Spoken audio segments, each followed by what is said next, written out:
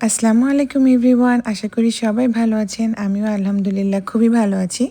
আজকে তৈরি করে দেখাবো দোকানের সবথেকে দামি মিষ্টি ইলিশ প্যাটি সন্দেশ। এগুলোর বিভিন্ন রকম নাম হতে পারে, তো আমাদের এলাকাতে এটাকে ইলিশ প্যাটি সন্দেশ বলা হয়।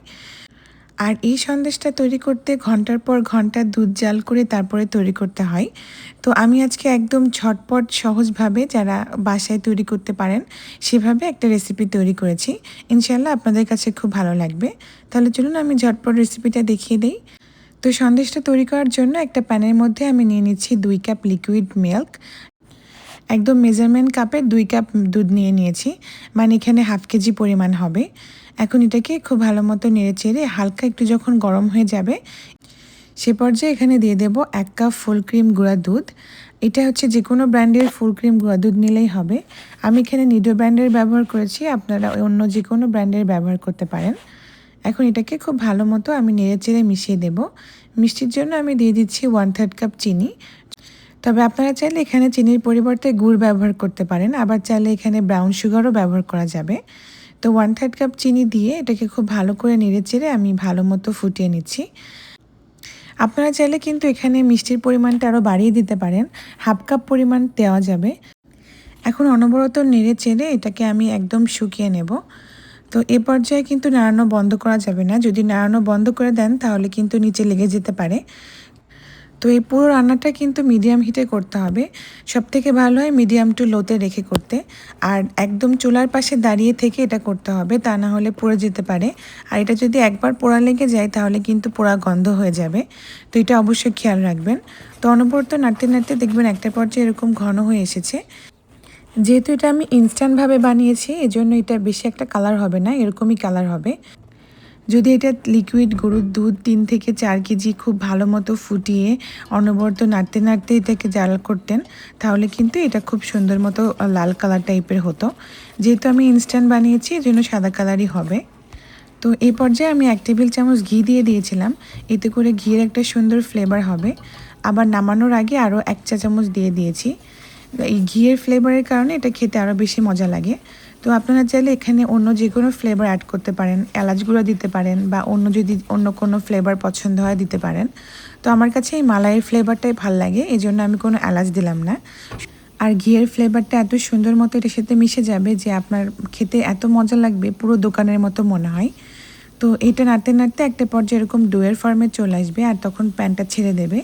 এ পর্যায়ে এটাকে আমি নামিয়ে নিচ্ছি। এর থেকে বেশি শক্ত করার প্রয়োজন নেই, এর থেকে বেশি শক্ত করলে এটা হার্ড হয়ে যাবে। তখন এটা দিয়ে আপনি ভালো মতো শেপ দিতে পারবেন না, আর তখন এটা ফেটে যেতে পারে। তো এই জন্য হালকা যখন এরকম একটু ময়েশ্চার টাইপের থাকবে এই পর্যায়ে এটাকে আমি নামিয়ে নিয়েছি। এখন এটাকে ঠান্ডা করে নেব। ঠান্ডা করার পরে এটা আরেকটু শক্ত হয়ে যাবে। তো হাতে সামান্য ঘি মেখে এখন এটাকে আমি মথে নিচ্ছি, এতে করে খুব স্মুথ একটা ডো তৈরি হয়ে যাবে। এই কাজটা অবশ্যই করবেন, এতে করে আপনার সন্দেশটা একদম দোকানের মতো টেক্সচার হবে। তো এরকম খুব ভালো করে আমি মাখিয়ে নিয়েছি। আর হাতে একটা গ্লাভস পরে নিয়েছি, এতে করে এটা মাখতে অনেক বেশি সুবিধা হয়, মানে হাতের সাথে লেগে আসবে না।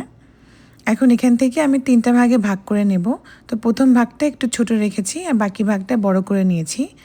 তো এই 2টা ভাগে আমি কিছু করব না, এটা রেখে দিচ্ছি। তো ছোট ভাগটার ভেতরে 2 চিমটি পরিমাণ আমি ইয়েলো ফুড কালার দিয়ে দিলাম। এখন ইয়েলো ফুড কালার দিয়ে এটাকে খুব ভালো করে আমি মাখিয়ে নিচ্ছি। দেখবেন খুব সুন্দর মতো একটা ডিমের কালার চলে এসেছে, যেটা ইলিশ পাটির ডিমের মধ্যে হয়, মানে পেটের মধ্যে যে ডিমটা হয় সেরকম একটা কালার চলে আসবে। তো এখন এটাকে আমি একটা সাইডে রেখে দিচ্ছি।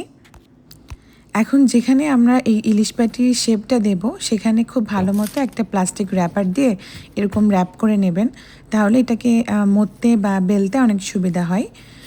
তো এটাকে আমি খুব ভালো মতো আবার একটু এরকমভাবে মাখিয়ে নিলাম, এতে করে উপরটা খুব ভালো মতো স্মুথ হয়ে যাবে। আর তারপর এটাকে আমি এরকমভাবে রোল করে নিচ্ছি। তো যেটুকু সাইজ আপনারা করতে চান সেটুকু সাইজ পরিমাণ করে নেবেন। তো সন্দেশগুলো আমি খুব একটা বড় করব না, একটু ছোট সাইজেই রাখবো। তো এরকম একটু ছোট সাইজ করে নিলাম। ঠিক একইভাবে বাকিটাও আমি এরকম রোল করে নেব। প্রতিবার এরকম রোল করার আগে অবশ্যই এরকম একটু মাখিয়ে নেবেন, তাহলে উপরে যে ড্রাই অংশটা থাকবে সেটা ভিতরের দিকে চলে যাবে আর এটা খুব স্মুথ হয়ে যাবে। এখন একটা সাইডে দেখুন আমি কিভাবে করছি, একটুখানি চাপটা করে দেব। এক পাশটা উপরে উঁচু রাখবো আর এক পাশটা দিয়ে এভাবে চাপটা করে দিচ্ছি। ঠিক একইভাবে আমি অন্যটাও করে নেব। এক পাশ থাকবে এরকম পাতলা আর এক পাশ থাকবে এরকম উঁচু। তো এরকমভাবে আমি করে নিচ্ছি। এখন ইলিশ মাছের পেটের ভেতরে যে কালো অংশটুকু থাকে সেটা করে নেব। এর জন্য এখানে নিয়েছি 1 চা চামচ কোকো পাউডার আর অল্প একটু পানি দিয়ে এরকমভাবে গুলিয়ে নিচ্ছি। গুলিয়ে যখন এরকম লিকুইডি টাইপের হয়ে যাবে, এই পর্যায়ে এটাকে আমি যেই ফ্ল্যাট করা অংশটা ছিল মানে সন্দেশের ওপরে, সেখানে আমি দিয়ে দিচ্ছি। উঁচু অংশে লাগানো যাবে না, ফ্ল্যাট যে অংশটা করেছি মানে চিকন পাতলা অংশটার ওপরে লাগিয়ে দিতে হবে। খুব যে ভরে ভরে লাগাতে হবে এমন না, মানে হালকা হাতে যেটুকু লাগানো যায় এরকমভাবে লাগিয়ে দিতে হবে।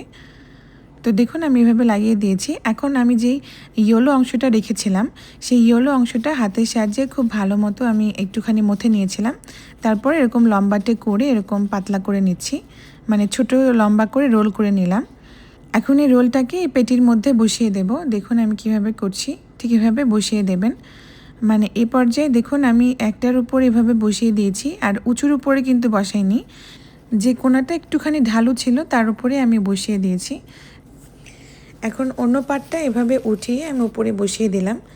তো নিশ্চয়ই এটা খেয়াল করেছেন যে মোটা পাশটা আমি এক সাইডে করেছি আর পাতলা পাশটা উপরের দিকে এরকমভাবে রেখেছি। তো এটা মিষ্টির দোকানে এটা একটা স্কেল দিয়ে খুব সুন্দর মতো মাপ দিয়ে করে নেয়, মানে মানে একসাথে চাপ দেয়। তো আমাদের যেহেতু স্কেল নেই, আমি 2 হাত দিয়ে এভাবে চাপ দিয়ে দিচ্ছি। এতে করে যেই ভেতরের ফাঁকা অংশগুলো রয়েছে এগুলো এভাবে সিল হয়ে যাবে। তারপরে যে প্লাস্টিক র্যাপার ছিল সেটা দিয়ে আমি খুব ভালো মতো র্যাপ করে এটাকে নর্মাল ফ্রিজে রেখে দেবো 30 মিনিটের জন্য। এতে করে এটা খুব ভালো মতো সেট হয়ে যাবে। আর 30 মিনিট পরে এটাকে আমি কেটে নেব। এরকম যদি ফ্রিজের মধ্যে না রাখেন তাহলে কিন্তু কাটতে অনেক অসুবিধা হবে। অবশ্যই ফ্রিজে রেখে নেবেন, তারপরে এটা কাটতে খুব সুবিধা হয়। তো ফিরে আসলাম 30 মিনিট পরে, এই যে দেখুন কত সুন্দর মতো সেট হয়ে গেছে। এখন এটাকে আমি কেটে নেব। তো আপনারা চাইলে এটা ছুরি দিয়েও কাটতে পারেন। তো আমি সুতা দিয়ে কেটে নিচ্ছি, এতে করে সুন্দর একটা পারফেক্ট কাট আসে। তো একটা এরকম সুতা নিয়েছি, সুতাটা এভাবে আমি মানে মিষ্টির ভেতরে এভাবে নিয়ে নিলাম। তারপরে উপরের দিকে আমি এভাবে টুইস্ট করে নিচ্ছি। টুইস্ট করে নিয়ে এটাকে আমি কেটে নেব। যেহেতু এই সাইডের অংশটা অনেক বেশি পাতলা রয়েছে আর একদম ছোট, এই জন্য আমি একটু মোটা রেখেছি। বাকিগুলো একটু পাতলা পাতলা করে কেটে নেব, কারণ ইলিশ প্যাটি সন্দেশটা একটু পাতলাই হয়। তো এই তো দেখুন একটা কাটা হয়ে গেল, আর ভেতরটা কত সুন্দর হয়েছে দেখতে। দেখে মনে হচ্ছে না এটা একদম ইলিশ মাছের মতো? মানে একটু দোকানের মতো হয়নি, মানে যে দোকানের বড় বড় হয় সেরকম হয়নি, কারণ আমি তো এটা ইনস্ট্যান্টভাবে তৈরি করেছি। তারপরেও এটা কিন্তু দেখতে খুবই কিউট হয়েছে আর খেতে মাশাআল্লাহ এত মজা ছিল যে এটা কিন্তু মানে আপনি একজনকে একটা দিয়ে পোষাইতে পারবেন না, আপনাকে এটা 2-3টা দিতে হবে, এতটাই মজা। তো এই দেখুন আমি এভাবে কেটে নিচ্ছি। তো এরকম সুতা দিয়ে কাটলে প্রতিটা কাট এরকম পারফেক্ট হবে, একদম দোকানের মতো।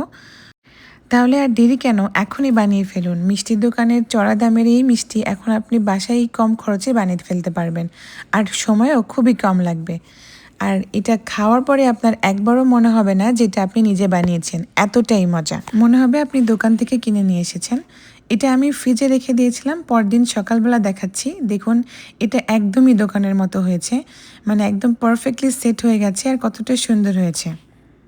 তো আজকের মতো এই পর্যন্তই। আশা করি আজকের রেসিপিটা আপনাদের কাছে ভালো লেগেছে। ভালো লাগলে অবশ্যই লাইক, কমেন্ট, শেয়ার আর সাবস্ক্রাইব করে আমার পাশেই থাকবেন।